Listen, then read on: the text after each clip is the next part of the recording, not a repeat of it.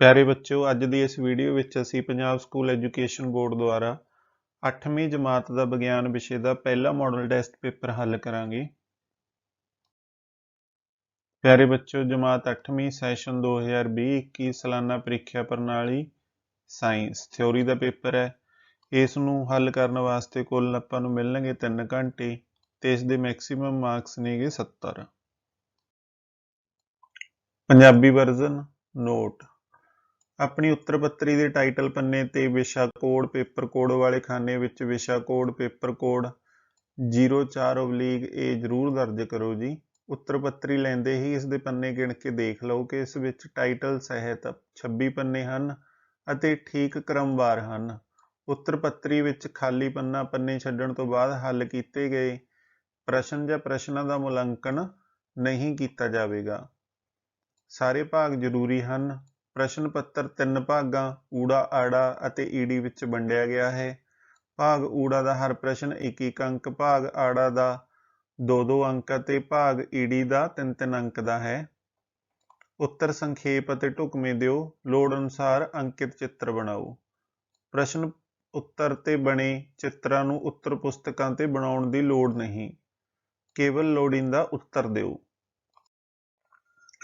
भाग ऊड़ा अंक 35 प्रश्न 1 खाली स्थान भरो। ऊड़ा प्रश्न है, लकड़ी अते कोला बलन नाल हवा दा डैश हुंदा है। प्यारे बच्चों, लकड़ी अते कोला बलन नाल हवा दा की हुंदा है? हवा दा प्रदूषण हुंदा है। तां आपां इस खाली थां दे विच भर देवांगे प्रदूषण। तेल दी अग नूं डैश द्वारा काबू नहीं कीता जा सकदा। तां प्यारे बच्चों, तेल दी अग नूं पानी द्वारा काबू नहीं किया जा सकता। ईडी प्रश्न है, वो प्रजातियां जो किसी विशेष खेत्र विच पाईयां जांदियां हन नूं डैश कहंदे हन। प्यारे बच्चों, वो प्रजातियां जिहड़ियां किसी विशेष खेत्र दे विच पाईयां जांदियां ने आपां उन्हां नूं कहने आ विशेष स्थानक प्रजातियां।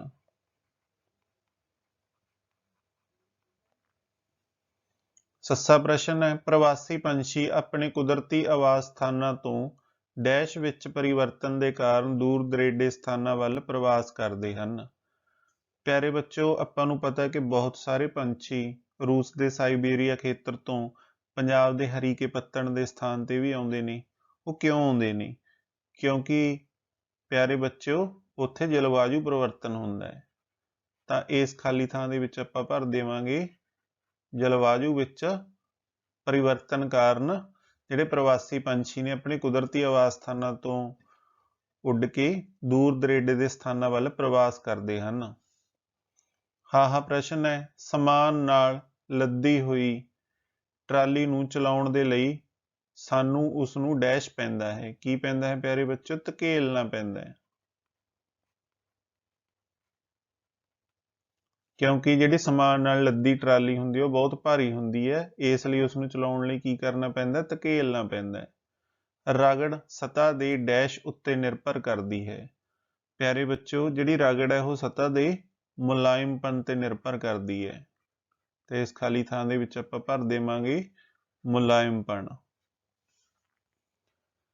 खखा प्रश्न है, सरकनशील रगड़ स्थितिक रगड़ नालों डैश हुंदी है। तो प्यारे बच्चों, जिहड़ी सरकनशील रगड़ हुंदी है वो स्थितिक रगड़ नालों की हुंदी है? घट हुंदी है।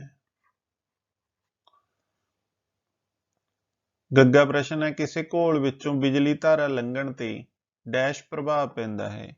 तो प्यारे बच्चों, किसी घोल विचों बिजली धारा लंघण ते किहड़ा प्रभाव पैंदा है?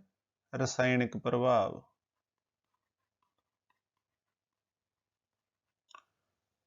घग्गा प्रश्न है, बिजली धारा द्वारा किसी पदार्थ उत्ते इच्छित धात की परत चढ़ाउण की प्रक्रिया नूं डैश कहंदे हन।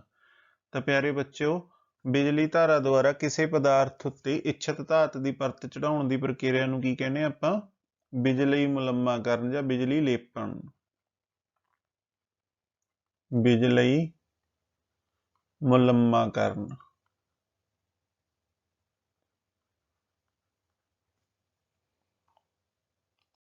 ਪ੍ਰਸ਼ਨ ਨੰਬਰ 2, ਸਹੀ ਉੱਤਰ ਦੀ ਚੋਣ ਕਰੋ। ਊੜਾ, ਖਮੀਰ ਦੀ ਵਰਤੋਂ ਹੇਠ ਲਿਖਿਆਂ ਵਿੱਚੋਂ ਕਿਸ ਦੀ ਤਿਆਰੀ ਲਈ ਕੀਤੀ ਜਾਂਦੀ ਹੈ? ਆਪਾਂ ਨੂੰ ਇਸ ਦੇ ਆਪਸ਼ਨ ਦਿੱਤੇ ਨੇ। ਪਹਿਲਾ ਆਪਸ਼ਨ ਹੈ ਚੀਨੀ, ਦੂਸਰਾ ਆਪਸ਼ਨ ਹੈ ਸ਼ਰਾਬ, ਤੀਸਰਾ ਆਪਸ਼ਨ ਹੈ ਹਾਈਡਰੋਕਲੋਰਿਕ ਐਸਿਡ ਤੇ ਚੌਥਾ ਆਪਸ਼ਨ ਹੈ ਆਕਸੀਜਨ। ਤਾਂ ਪਿਆਰੇ ਬੱਚਿਓ, ਖਮੀਰ ਦੀ ਵਰਤੋਂ ਸ਼ਰਾਬ ਦੀ ਤਿਆਰੀ ਲਈ ਕੀਤੀ ਜਾਂਦੀ ਹੈ। ਊੜੇ ਪ੍ਰਸ਼ਨ ਦਾ ਸਹੀ ਉੱਤਰ ਹੈ ਆਪਸ਼ਨ ਦੂਸਰਾ, ਸ਼ਰਾਬ।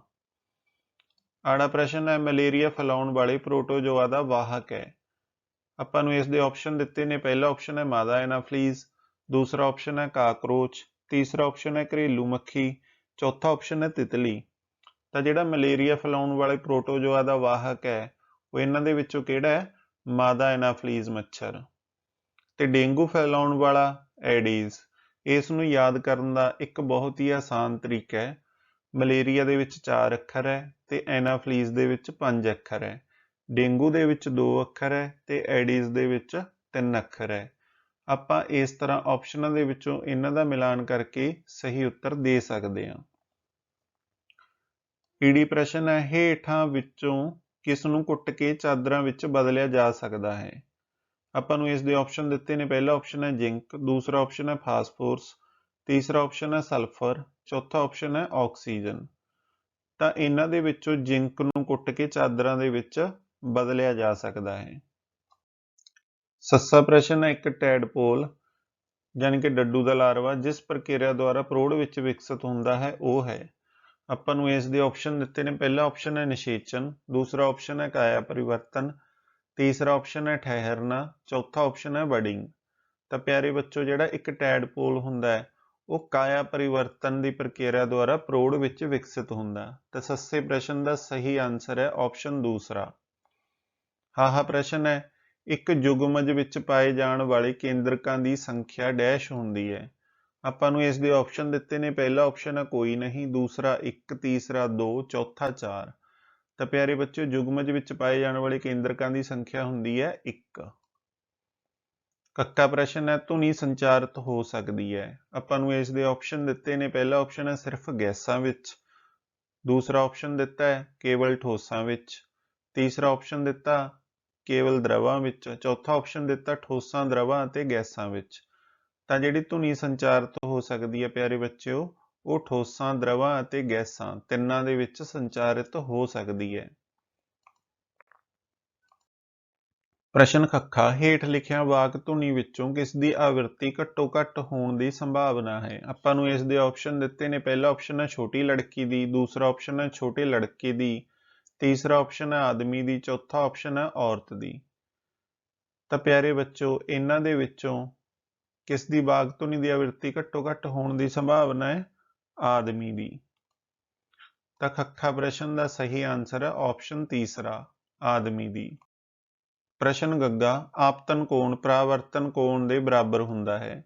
ਆਪਾਂ ਨੂੰ ਇਸ ਦੇ ਆਪਸ਼ਨ ਦਿੱਤੇ ਨੇ। ਪਹਿਲਾ ਆਪਸ਼ਨ ਹੈ ਹਮੇਸ਼ਾ, ਦੂਸਰਾ ਆਪਸ਼ਨ ਹੈ ਕਦੇ ਕਦੇ, ਤੀਸਰਾ ਆਪਸ਼ਨ ਹੈ ਵਿਸ਼ੇਸ਼ ਹਾਲਤਾਂ ਵਿੱਚ, ਚੌਥਾ ਆਪਸ਼ਨ ਹੈ ਕਦੇ ਨਹੀਂ। ਤਾਂ ਜਿਹੜਾ ਆਪਤਨ ਕੋਣ ਹੁੰਦਾ ਪਰਾਵਰਤਨ ਕੋਣ ਦੇ ਬਰਾਬਰ ਹੁੰਦਾ ਹੈ ਹਮੇਸ਼ਾ ਹੀ। ਪ੍ਰਸ਼ਨ ਘੱਗਾ, ਹੇਠ ਲਿਖਿਆਂ ਵਿੱਚੋਂ ਕਿਹੜੀ ਹਰਾ ਘਰ ਗੈਸ ਨਹੀਂ ਹੈ? ਆਪਾਂ ਨੂੰ ਇਸ ਦੇ ਆਪਸ਼ਨ ਦਿੱਤੇ ਨੇ। ਪਹਿਲਾ ਆਪਸ਼ਨ ਹੈ ਕਾਰਬਨ ਡਾਈਆਕਸਾਈਡ, ਦੂਸਰਾ ਆਪਸ਼ਨ ਹੈ ਸਲਫਰ ਡਾਈਆਕਸਾਈਡ, ਤੀਸਰਾ ਆਪਸ਼ਨ ਹੈ ਮਿਥੇਨ, ਚੌਥਾ ਆਪਸ਼ਨ ਹੈ ਨਾਈਟ੍ਰੋਜਨ। ਤਾਂ ਪਿਆਰੇ ਬੱਚੋ, ਇਹਨਾਂ ਦੇ ਵਿੱਚੋਂ ਕਾਰਬਨ ਡਾਈਆਕਸਾਈਡ ਹਰਾ ਘਰ ਗੈਸ ਹੈਗੀ ਹੈ, ਸਲਫਰ ਡਾਈਆਕਸਾਈਡ ਇਹ ਵੀ ਹੈਗੀ ਹੈ, ਮਿਥੇਨ CH4 ਇਹ ਵੀ ਹੈਗੀ ਹੈ, ਪਰ ਜਿਹੜੀ ਨਾਈਟ੍ਰੋਜਨ ਹੈ ਉਹ ਹਰਾ ਘਰ ਗੈਸ ਨਹੀਂ ਹੈ। ਤਾਂ ਘੱਗਾ ਪ੍ਰਸ਼ਨ ਦਾ ਸਹੀ ਉੱਤਰ ਹੈ ਆਪਸ਼ਨ ਚੌਥਾ, ਨਾਈਟ੍ਰੋਜਨ। ਪ੍ਰਸ਼ਨ ਨੰਬਰ 3, ਮਿਲਾਨ ਕਰੋ। ਕਾਲਮ ਊੜੇ ਦਾ ਆਪਾਂ ਕਾਲਮ ਆੜੇ ਨਾਲ ਮਿਲਾਨ ਕਰਨਾ। ਰੱਬੀ ਫਸਲਾਂ ਯਾਨੀ ਕਿ ਹਾੜੀ ਦੀਆਂ ਫਸਲਾਂ। ਪਿਆਰੇ ਬੱਚੋ, ਰੱਬੀ ਦੇ ਵਿੱਚ 2 ਅੱਖਰ ਹੈ ਤੇ ਹਾੜੀ ਦੇ ਵਿੱਚ ਵੀ 2 ਅੱਖਰ ਹੁੰਦੇ ਨੇ। ਖਰੀਫ ਦੇ ਵਿੱਚ 3 ਅੱਖਰ ਨੇ ਤੇ ਸਾਉਣੀ ਦੇ ਵਿੱਚ ਵੀ 3 ਅੱਖਰ ਹੁੰਦੇ ਨੇ। ਇਸ ਤਰ੍ਹਾਂ ਆਪਾਂ ਇਹਨਾਂ ਨੂੰ ਯਾਦ ਕਰ ਸਕਦੇ ਹਾਂ। ਰੱਬੀ ਦੀਆਂ ਫਸਲਾਂ ਹੁੰਦੀਆਂ ਨੇ ਹਾੜੀ ਦੀਆਂ ਫਸਲਾਂ, ਜਿਹੜੀਆਂ ਹਾੜ ਦੇ ਵਿੱਚ ਵੱਢੀਆਂ ਜਾਂਦੀਆਂ ਨੇ, ਗਰਮੀ ਦੇ ਵਿੱਚ ਵੱਢੀਆਂ ਜਾਂਦੀਆਂ ਨੇ। ਪਿਆਰੇ ਬੱਚੋ, ਇਹਨਾਂ ਦੇ ਵਿੱਚੋਂ ਰੱਬੀ ਦੀਆਂ ਫਸਲਾਂ ਨੇ ਕਣਕ, ਛੋਲੇ ਤੇ ਮਟਰ।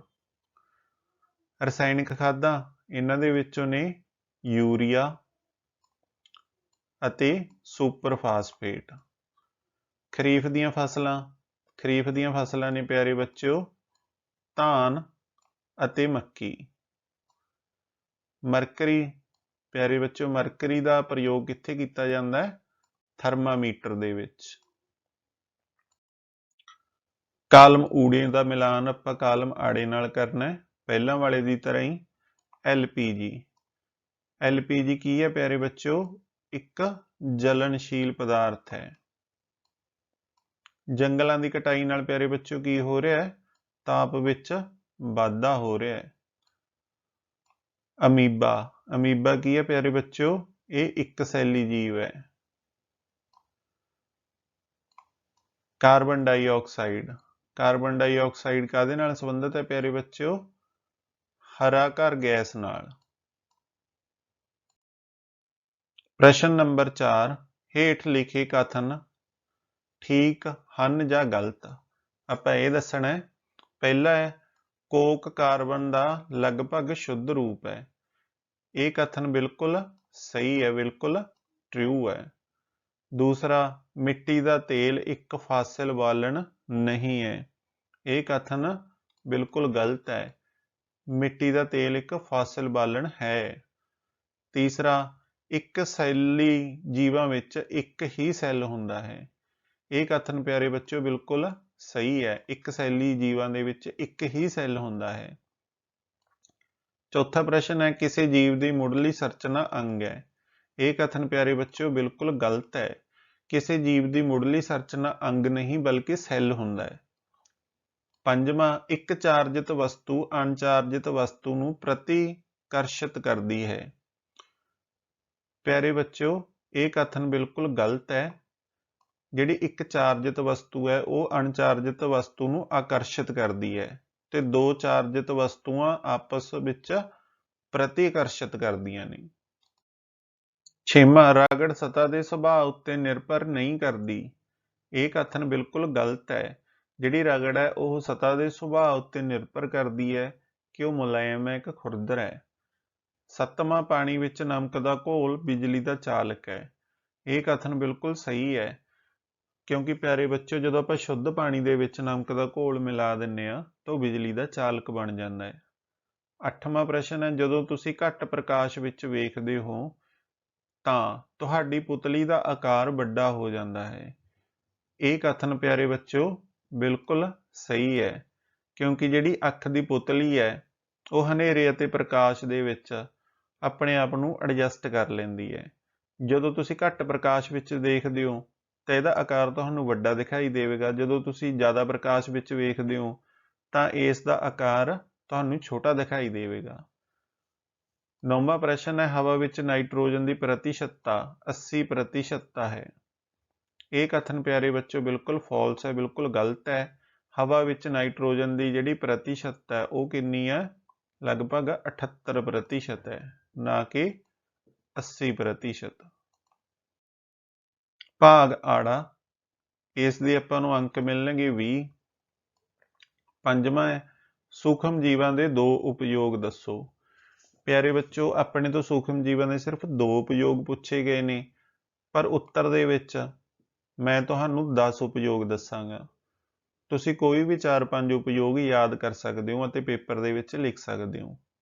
ਪਹਿਲਾ, ਸੂਖਮ ਜੀਵਾਂ ਦੀ ਵਰਤੋਂ ਸ਼ਰਾਬ ਬਣਾਉਣ ਲਈ ਕੀਤੀ ਜਾਂਦੀ ਹੈ।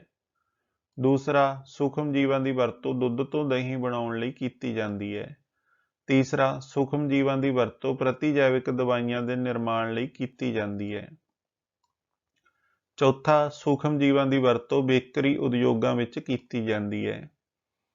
ਪੰਜਵਾਂ, ਸੂਖਮ ਜੀਵਾਂ ਦੀ ਵਰਤੋਂ ਟੀਕੇ ਬਣਾਉਣ ਲਈ ਕੀਤੀ ਜਾਂਦੀ ਹੈ। ਛੇਵਾਂ, ਸੂਖਮ ਜੀਵਾਂ ਦੀ ਵਰਤੋਂ ਦੇਸੀ ਖਾਦ ਬਣਾਉਣ ਲਈ ਕੀਤੀ ਜਾਂਦੀ ਹੈ। ਸੱਤਵਾਂ, ਸੂਖਮ ਜੀਵਾਂ ਦੀ ਵਰਤੋਂ ਨਾਈਟ੍ਰੋਜਨ ਸਥਿਰੀਕਰਨ ਲਈ ਕੀਤੀ ਜਾਂਦੀ ਹੈ। ਅੱਠਵਾਂ, ਸੂਖਮ ਜੀਵਾਂ ਦੀ ਵਰਤੋਂ ਸਿਰਕਾ ਆਦਿ ਬਣਾਉਣ ਲਈ ਕੀਤੀ ਜਾਂਦੀ ਹੈ। ਨੌਵਾਂ, ਸੂਖਮ ਜੀਵਾਂ ਦੀ ਵਰਤੋਂ ਖਮੀਰਨ ਕਿਰਿਆ ਵਿੱਚ ਕੀਤੀ ਜਾਂਦੀ ਹੈ। 10ਵਾਂ, ਸੂਖਮ ਜੀਵਾਂ ਦੁਆਰਾ ਰਹਿੰਦ ਖੂਹੰਦ ਦਾ ਅਵਘਟਨ ਕਰਕੇ ਵਾਤਾਵਰਣ ਨੂੰ ਸਾਫ਼ ਕੀਤਾ ਜਾਂਦਾ ਹੈ। 6ਵਾਂ ਪ੍ਰਸ਼ਨ ਹੈ ਸੋਡੀਅਮ ਧਾਤ ਨੂੰ ਮਿੱਟੀ ਦੇ ਤੇਲ ਵਿੱਚ ਕਿਉਂ ਰੱਖਿਆ ਜਾਂਦਾ ਹੈ। प्यारे बच्चों, जिहड़ी सोडियम धात है वो बहुत ही किरियाशील धात है। ये पानी के संपर्क विच आके अग फड़ लैंदी है। जिहड़ा सोडियम का चिन्ह है वो है Na ਅਤੇ इसका जिहड़ा परमाणु अंक है, इसका परमाणु नंबर है वो है 11। प्यारे बच्चों, तुहानू YouTube उपर भी बहुत सारिया इहो जिहियां वीडियोज़ मिल जाणगियां जिहदे विच सोडियम नू पानी दे विच सुੱਟਿਆ ਗਿਆ ਅਤੇ ਉਸ ਨੂੰ ਅੱਗ ਲੱਗ गई ਤੇ ਅੱਗ भी ਇੱਕੋ ਦਮ लगदी है विस्फोट नाल। इस करके प्यारे बच्चों, जिहड़ी सोडियम धात है जेकर तुहानू लैबोरेटरी दे विच उपलब्ध है तो उसनू तुसी कदे भी अपने बैग जां पॉकेट दे विच पा के घर नहीं लैके जाना। साइंस लैब की कोई भी वस्तु तुसी बिना अध्यापक की अगवाई दे नहीं छूनी। 7वां, LPG लकड़ी नालों वधिया घरेलू बालन क्यों है? तो प्यारे बच्चों, जिहड़ी LPG है ਇਹਦੀ फुल फॉर्म ਹੁੰਦੀ है लिक्विड पेट्रोलियम गैस। ये लकड़ी नालों वधिया घरेलू बालन है क्योंकि ਆਪਾਂ ਇਸ ਦੀ तुलना करके देखते हैं। जिहड़ी LPG है ਇਹਦੇ जलन तो बाद पिछे ਸਵਾਹ नहीं बचती ਤੇ ਜਿਹੜੀ ਲੱਕੜ है ਇਹ जलन तो बाद पिछे ਸਵਾਹ बचती है। ਜਿਹੜਾ LPG ਉਹਦਾ ਭੰਡਾਰਨ ਤੇ ਢੋਆ ਢੁਆਈ ਸੌਖੀ है ਤੇ ਜਿਹੜੀ ਲੱਕੜ है ਉਹਦੀ ਢੋਆ ਢੁਆਈ ਤੇ ਭੰਡਾਰਨ करना ਔਖਾ है। ਜਿਹੜੀ LPG है ਇਹ ਆਸਾਨੀ ਨਾਲ ਬਲਦੀ ਹੈ ਤੇ ਜਿਹੜੀ ਲੱਕੜ है ਉਹ ਆਸਾਨੀ ਨਾਲ ਨਹੀਂ ਬਲਦੀ। ਜਿਹੜਾ LPG ਉਹਦਾ ਜਲਣ ਤਾਪਮਾਨ ਘੱਟ ਹੈ ਤੇ ਜਿਹੜਾ ਲੱਕੜ ਹੈ ਦਾ ਜਲਣ ਤਾਪਮਾਨ LPG ਨਾਲੋਂ ਵੱਧ ਹੈ। ਜਿਹੜੀ LPG ਹੈ ਇਹ ਲਗਭਗ ਪ੍ਰਦੂਸ਼ਣ ਮੁਕਤ ਹੈ ਤੇ ਜਿਹੜੀ ਲੱਕੜ ਹੈ ਇਹ ਜਲਣ ਤੇ ਕਾਫੀ ਮਾਤਰਾ ਵਿੱਚ ਪ੍ਰਦੂਸ਼ਣ ਪੈਦਾ ਕਰਦੀ ਹੈ। ਤੇ ਜਿਹੜਾ LPG ਹੈ ਇਹਦਾ ਜਿਹੜਾ ਕੈਲੋਰੀ ਮੁੱਲ ਹੈ ਉਹ ਹੈਗਾ 55,000 ਕਿਲੋ ਜੂਲ प्रति किलोग्राम ਤੇ ਜਿਹੜਾ ਲੱਕੜ ਹੈ ਉਹਦਾ ਕੈਲੋਰੀ ਮੁੱਲ ਹੈਗਾ 17,000 ਤੋਂ ਲੈ ਕੇ 22,000 ਕਿਲੋ ਜੂਲ ਪ੍ਰਤੀ ਕਿਲੋਗ੍ਰਾਮ। ਤਾਂ ਇਸ ਤਰ੍ਹਾਂ ਪਿਆਰੇ ਬੱਚੋ, ਜਿਹੜੀ LPG ਹੈ ਉਹ ਲੱਕੜੀ ਨਾਲੋਂ ਵਧੀਆ ਘਰੇਲੂ ਬਾਲਣ ਹੈ। ਇਸ ਕਰਕੇ ਆਪਣੇ ਜਿਹੜੀਆਂ ਰਸੋਈਆਂ ਨੇ ਉਹਨਾਂ ਦੇ ਵਿੱਚ LPG ਗੈਸ ਦਾ ਉਪਯੋਗ ਕੀਤਾ ਜਾਂਦਾ ਹੈ। 8ਵਾਂ ਪ੍ਰਸ਼ਨ ਹੈ, ਰੈੱਡ ਡਾਟਾ ਬੁੱਕ ਕੀ ਹੈ? ਤਾਂ ਪਿਆਰੇ ਬੱਚੋ, ਜਿਹੜੀ ਰੈੱਡ ਡਾਟਾ ਬੁੱਕ ਹੈ ਇਹ ਇੱਕ ਅਜਿਹੀ ਕਿਤਾਬ ਹੈ ਜਿਸ ਵਿੱਚ ਸਾਰੀਆਂ ਸੰਕਟਕਾਲੀਨ ਪ੍ਰਜਾਤੀਆਂ ਦਾ ਰਿਕਾਰਡ ਰੱਖਿਆ ਜਾਂਦਾ ਹੈ।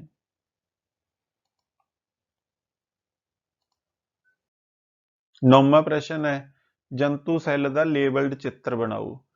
प्यारे बच्चों, ये जंतु सैल का लेबल्ड चित्र बनाया गया है जिस दे विच सैल झिल्ली दिखाई गई है, रसदानी दिखाई गई है ते केंद्रक दिखाया गया ते इस दे विच सैल द्रव भी दिखाया गया है। प्यारे बच्चों, इस दा लेबल्ड चित्र तुसी अपने विज्ञान विषय की किताब विचों वेख के बनाउणा सिख लेना है अते इस दी 3-4 बार रफ कापियां उपर बना के प्रैक्टिस करनी है। 10वां प्रश्न है, काया परिवर्तन किस नूं आखदे हन? तां प्यारे बच्चों, जिहड़ा लार्वे दा कुछ मुख परिवर्तनां तो बाद प्रौढ़ जंतु विच बदलण दी प्रक्रिया काया परिवर्तन अखवाउंदी है। उदाहरण वजों जिहड़ा डड्डू दा जीवन चक्कर है वो अंडे तो आरंभी टैडपोल बनदा, फिर बाद दा टैडपोल बनदा ते फिर डड्डू पूर्ण विकसित रूप दे विच विकसित हो जाता है। प्यारे बच्चों, तुसी अपने विज्ञान विषय की किताब विच यह जिहड़ा काया परिवर्तन है, डड्डू के जीवन का काया परिवर्तन, उसका चित्र वेख सकते हो कि सब तो पहला अंडा हुंदा है, फिर एक लंबी जी पूंछ वाला मच्छी की तरह एक जीव बनता है, फिर उस तो बाद हौली हौली विकसित होके ये डड्डू की शक्ल दे विच आ जाता है। 11वां प्रश्न है, खिडारी किल्लां वाली जुत्ती क्यों पहनते हैं? प्यारे बच्चों, जिहड़ी किल्लां वाली जुत्ती है ग्राउंड नाल खिडारी दी जकड़ वधा के रगड़ वधा दिंदी है। इस नाल जिहड़ा खिडारी हुंदा है ओह बिना तिलके तेजी नाल भज जां रुक सकदा है। 12वां प्रश्न है, अपने आले दुआले उपलब्ध बिजली मुलम्मत 4 वस्तुआं दे नाम दसो। प्यारे बच्चों, आपां नूं आले दुआले बिजली मुलम्मत वस्तुआं दे बहुत सारे उदाहरण मिल जाणगे। उन्हां दे विचों कुछ ने जिवें कार दे कुछ भाग, दूसरा बाथरूम दीयां टूटियां, तीसरा गैस बर्नर, चौथा साइकिल दा हैंडल, पंजवां पहिए दा जिहड़ा रिम है आदि। इस तो बिना प्यारे बच्चों, तुसी अपने वातावरण दे विच होर भी बिजली मुलम्मत वस्तुआं ਵੇਖ ਕੇ ਉਹਨਾਂ ਦਾ ਵਰਣਨ ਇੱਥੇ ਕਰ ਸਕਦੇ ਹੋ। ਜਿਵੇਂ ਤੁਸੀਂ ਆਪਣੇ ਘਰ ਦੇ ਵਿੱਚ ਨਕਲੀ ਗਹਿਣੇ ਦੇਖ ਸਕਦੇ ਹੋ, ਉਹਨਾਂ ਦੇ ਉੱਪਰ ਵੀ ਬਿਜਲੀ ਮੁਲੰਮਾ ਕਰਨ ਦੀ ਪਰਤ ਚੜਾਈ ਜਾਂਦੀ ਹੈ। ਇਸ ਤਰ੍ਹਾਂ ਦੀਆਂ ਬਹੁਤ ਸਾਰੀਆਂ ਉਦਾਹਰਨਾਂ ਆਪਾਂ ਆਪਣੇ ਦੈਨਿਕ ਜੀਵਨ ਦੇ ਵਿੱਚੋਂ ਦੇ ਸਕਦੇ ਹਾਂ। 13ਵਾਂ ਪ੍ਰਸ਼ਨ ਹੈ, ਪਰਾਵਰਤਨ ਦੇ ਨਿਯਮ ਦੱਸੋ। ਤਾਂ ਪਿਆਰੇ ਬੱਚਿਓ, ਪਰਾਵਰਤਨ ਦੇ ਦੋ ਨਿਯਮ ਹੁੰਦੇ ਨੇ। ਪਹਿਲਾ ਨਿਯਮ ਹੁੰਦਾ ਜਿਹੜਾ ਆਪਤਨ ਕੋਣ ਹੁੰਦਾ ਹੈ, ਉਹ ਹਮੇਸ਼ਾ ਪਰਾਵਰਤਨ ਕੋਣ ਦੇ ਬਰਾਬਰ ਹੁੰਦਾ ਹੈ। ਪਿਆਰੇ ਬੱਚਿਓ, ਇਹ ਹੈ ਆਪਤਨ ਕੋਣ ਤੇ ਇਹ ਹੈ ਪਰਾਵਰਤਨ ਕੋਣ। ਇੱਥੇ ਲੰਬ ਖਿੱਚਿਆ ਗਿਆ, ਇਹ ਦੋਵੇਂ ਕੋਣ ਬਰਾਬਰ ਹੋਣਗੇ। ਜੇ ਪਹਿਲਾ ਕੋਣ 45 ਡਿਗਰੀ ਹੈ ਤਾਂ ਦੂਜਾ ਕੋਣ ਵੀ 45 ਡਿਗਰੀ ਹੋਵੇਗਾ। ਜੇ ਪਹਿਲਾ ਕੋਣ 30 ਡਿਗਰੀ ਹੈ ਤਾਂ ਦੂਜਾ ਕੋਣ ਵੀ 30 ਡਿਗਰੀ ਹੋਵੇਗਾ। ਦੂਸਰਾ, ਆਪਾਤੀ ਕਿਰਨ, ਪਰਾਵਰਤਤ ਕਿਰਨ ਅਤੇ ਆਪਤਨ ਬਿੰਦੂ ਤੇ ਅਭਿਲੰਬ ਇੱਕੋ ਹੀ ਤਲ ਵਿੱਚ ਹੁੰਦੇ ਹਨ। ਪਿਆਰੇ ਬੱਚਿਓ, ਇਹ ਆ ਗਈ ਆਪਤਤ ਕਿਰਨ, ਇਹ ਆ ਗਈ ਪਰਾਵਰਤਤ ਕਿਰਨ ਤੇ ਇਹ ਆ ਗਿਆ ਅਭਿਲੰਬ। ਇਹ ਜਿਹੜੇ ਤਿੰਨੋਂ ਨੇ ਇਹ ਇੱਕੋ ਹੀ ਤਲ ਤੇ ਮੌਜੂਦ ਨੇ। ਪਿਆਰੇ ਬੱਚਿਓ, ਇਹ ਪਰਾਵਰਤਨ ਦੇ ਨਿਯਮ ਨੇ, ਇਹਨਾਂ ਨੂੰ ਤੁਸੀਂ ਚੰਗੀ ਤਰ੍ਹਾਂ ਯਾਦ ਕਰ ਲੈਣਾ ਹੈ। ਪ੍ਰਸ਼ਨ ਨੰਬਰ 14, ਸਾਫ਼ ਅਤੇ ਪਾਰਦਰਸ਼ੀ ਪਾਣੀ ਹਮੇਸ਼ਾ ਪੀਣ ਯੋਗ ਹੁੰਦਾ ਹੈ। ਟਿੱਪਣੀ ਕਰੋ। ਪਿਆਰੇ ਬੱਚਿਓ, ਇਸ ਦਾ ਉੱਤਰ ਹੈ ਨਹੀਂ। ਇਹ ਕਥਨ ਸਹੀ ਨਹੀਂ ਹੈ ਕਿ ਜਿਹੜਾ ਸਾਫ਼ ਪਾਰਦਰਸ਼ੀ ਪਾਣੀ ਹੈ ਉਹ ਹਮੇਸ਼ਾ ਪੀਣ ਯੋਗ ਹੁੰਦਾ ਹੈ, ਕਿਉਂਕਿ ਕਈ ਵਾਰੀ ਜਿਹੜਾ ਪਾਰਦਰਸ਼ੀ ਪਾਣੀ ਹੁੰਦਾ ਹੈ ਉਸ ਦੇ ਵਿੱਚ ਹਾਨੀਕਾਰਕ ਸੂਖਮ ਜੀਵ ਜਾਂ ਪਾਰਦਰਸ਼ੀ ਅਸ਼ੁੱਧੀਆਂ ਵੀ ਹੋ ਸਕਦੀਆਂ ਹਨ। ਇਸ ਕਰਕੇ ਜਿਹੜਾ ਹਮੇਸ਼ਾ ਪਾਣੀ ਆਪਾਂ ਨੂੰ ਸਾਫ਼ ਵੇਖ ਕੇ ਨਹੀਂ ਪੀਣਾ ਚਾਹੀਦਾ, ਆਪਾਂ ਨੂੰ ਇਹ ਵੀ ਦੇਖਣਾ ਚਾਹੀਦਾ ਕਿ ਉਹ ਸ਼ੁੱਧ ਹੈ ਕਿ ਨਹੀਂ ਹੈ। ਭਾਗ ਈੜੀ, ਇਸ ਦੇ ਆਪਾਂ ਨੂੰ ਪਿਆਰੇ ਬੱਚਿਓ ਅੰਕ ਮਿਲਣਗੇ 15। 15ਵਾਂ ਪ੍ਰਸ਼ਨ ਹੈ, ਰਸਾਇਣਕ ਖਾਦਾਂ ਅਤੇ ਰੂੜੀ ਖਾਦਾਂ ਵਿੱਚ ਅੰਤਰ ਸਪਸ਼ਟ ਕਰੋ। ਪਿਆਰੇ ਬੱਚਿਓ, ਇਸ ਕਾਲਮ ਦੇ ਵਿੱਚ ਰਸਾਇਣਕ ਖਾਦਾਂ ਦਿੱਤੀਆਂ ਗਈਆਂ ਨੇ ਤੇ ਇਸ ਕਾਲਮ ਦੇ ਵਿੱਚ ਰੂੜੀ ਖਾਦਾਂ, ਤੇ ਉਹਨਾਂ ਦਾ ਲੜੀ ਨੰਬਰ ਹੈ। ਪਹਿਲਾ ਜਿਹੜਾ ਰਸਾਇਣਕ ਖਾਦਾਂ ਨੇ ਉਹ ਅਕਾਰਬਨਿਕ ਬੱਧ ਹਨ ਤੇ ਜਿਹੜੀਆਂ ਰੂੜੀ ਖਾਦਾਂ ਨੇ ਉਹ ਕੁਦਰਤੀ ਪਦਾਰਥ ਹੈ ਜੋ ਕਿ ਪੌਦਿਆਂ ਦੀ ਅਤੇ ਜੰਤੂਆਂ ਦੇ ਵਿਅਰਥ ਪਦਾਰਥਾਂ ਦੇ ਅਪਘਟਨ ਤੋਂ ਤਿਆਰ ਹੁੰਦੀ ਹੈ।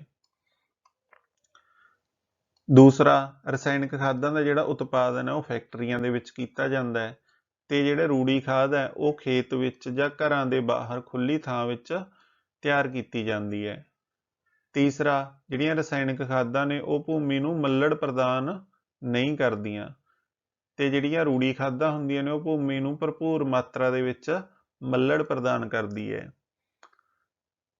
ਚੌਥਾ, ਰਸਾਇਣਕ ਖਾਦਾਂ ਵਿੱਚ ਨਾਈਟ੍ਰੋਜਨ, ਫਾਸਫੋਰਸ ਅਤੇ ਪੋਟਾਸ਼ੀਅਮ ਆਦਿ ਪੌਸ਼ਟਿਕ ਤੱਤ ਭਰਪੂਰ ਮਾਤਰਾ ਵਿੱਚ ਹੁੰਦੇ ਹਨ, ਪਰ ਜਿਹੜੀਆਂ ਰੂੜੀ ਖਾਦਾਂ ਹੁੰਦੀਆਂ ਨੇ ਉਹਨਾਂ ਵਿੱਚ ਰਸਾਇਣਕ ਖਾਦਾਂ ਦੀ ਤੁਲਨਾ ਵਿੱਚ ਇਹ ਪੌਸ਼ਕ ਤੱਤ ਘੱਟ ਮਾਤਰਾ ਵਿੱਚ ਹੁੰਦੇ ਹਨ।